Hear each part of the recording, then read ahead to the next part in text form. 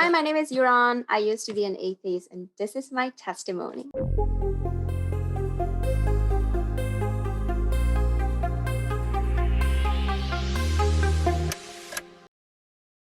Yiran grew up following her parents' faith, but she doesn't believe in the existence of God. When I see how my parents follow their faith, right? I always feel like it's very transactional, and it feels like you have to try so hard. The more you give, then the more they hope that God will bless them in return. So I always feel like if this is God, I don't think I want to pay so much money into it. Before meeting Christ, Yiran was not being intentional in her life. She spent most of her time working as she was in a very stressful industry. She was handling domestic violence cases that required her to be always present when needed. There were definitely occasions where, like at the middle of the dinner, on a special occasions, I would just get a call and say that, you know what, I'm so sorry, I have to leave. Or when we make dinner plans, like let's say, let's have dinner at 8, like family dinner, but I wouldn't arrive until like 9 or 10. And when I don't work, it's all about trying to get as much rest as I could. So I barely have time to actually hang out with my family or even meet my friends. But in her busyness, Yiran was surrounded by colleagues that support and show her the love of Jesus. They are genuinely so caring, right? One of them was so intentional that she would invite me to her house occasionally. We would chat just over a dinner, and then she would share her testimonies and walks with Christ. And I was always very fascinated with her faith. I was like, wow, is that the reason why she's always so optimistic? She's always so bubbly, and she's all about helping others, right? And then I have another one, like she would genuinely care about you. So she's a clinical psychologist, and she would observe, and she noticed like I'm really stressed out, so she's willing to hear me out. I have another one, also Christians going to the same church. So she would always check in with me, whether I have my meal, whether I have my lunch, and she would always remind me like, please eat, Iran, before you work again, because sometimes I just forget my meal, and then she would say, you need to take a break.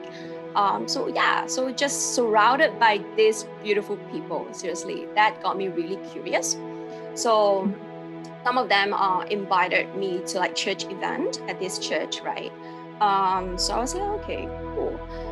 After working with the organization for so long, Yiran took a 6-month sabbatical leave to complete her university thesis and to focus on herself and family. During that 6 months, I have a lot of time all of a sudden for myself, and I didn't know what to do. But that gave me a lot of room and space to actually look into my life, like where I was at.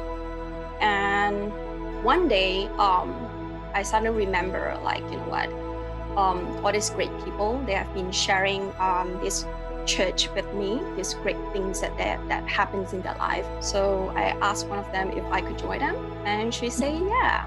First service was incredible, because I study psychology. So if I take away all the religious context, right, I feel like it's actually very much psychology, and it's very ethical to life. So I was like, oh, these are like practical values, that I can just take and apply it in life, and that's it. So I didn't really think so much about the religious context of it or the spiritual part. Yiran attended the church for a few months until one day, she and her friend was on their way to church when her friend asked Yiran one question. Her friend asked me, like, so where are you at right now, since you've been coming to the service quite often right now? So where are you at? So I asked her back, like, what do you mean where I'm at? So she said, do you believe in God? And I said, no, of course not. How can I believe something that doesn't exist, that I can't touch, I can't feel, and I can't see? And she said, well, why don't you ask him to show you, ask God to show you, or ask God to prove to you? I say, how? Because how can I ask someone that it's not physically in front of me to prove something that I don't even believe in? And she said, you know what, just ask. Because of her, right, pressing me to ask the question, I said, you know what, God, if you're real, prove it to me.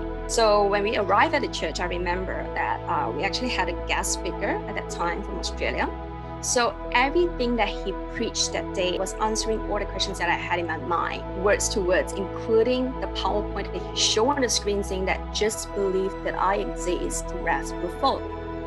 And being the skeptic side of me, I would say that, oh, this could be a coincidence. But then I was like, part of me saying that, really? So my friend was like looking at me, saying that, I told you he's gonna prove to you. But I was still very skeptical about it. But then at the end of the service, there's always an altar call. I decided that, you know what, God, let's try it out. I'm gonna let you in. Let's try it out. And see how this works. I'm gonna let you in. I don't know where this is gonna go. I am still 50%, with you, not really sure whether you are real, but I'm willing to give it a try. Yiran gave Jesus 1 year to ensure it was not a temporary feeling before deciding to get baptized. It's almost like a negotiation with God, saying that, you know what, I'm gonna let you in, right? But I'm gonna give you a year, or give us a year, right? To see how are you gonna transform my life, or what are you gonna do with my life, or what are you gonna do with me? I don't want it to be just an emotional thing. I want it to be sure that, this is the decisions that I made, like this is real. So I say, you know what, let's give us a year. If after a year I am still curious about you, I still want to know more about you, and that's it. Then I know that I'm in this for real, that I'm in this for the rest of my life. Yeah. A year passed by, Yiran finally got baptized. If you don't believe in the existence of Jesus, or you know someone who don't believe in Jesus, send this video to them and let's listen to Yiran's advice. Like all my Christian friends previously, all they did was sharing their testimonies in their walks with Jesus with me. But I wouldn't be able to experience this if I don't allow him in, right? Anyone could share all this with you, but you have to make the decisions to cross over, to let him in, and to experience it yourself. So if you don't believe that God exists, I would say do what I did. Go and ask him. I'm pretty sure that he will show you. Yeah.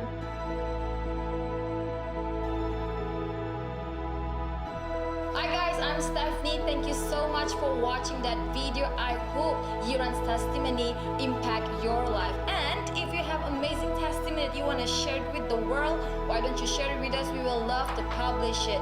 Remember, there's no such thing as a small testimony, because every testimony matters. Don't forget to like and share this video, subscribe to our YouTube channel. I will see you again, and God bless.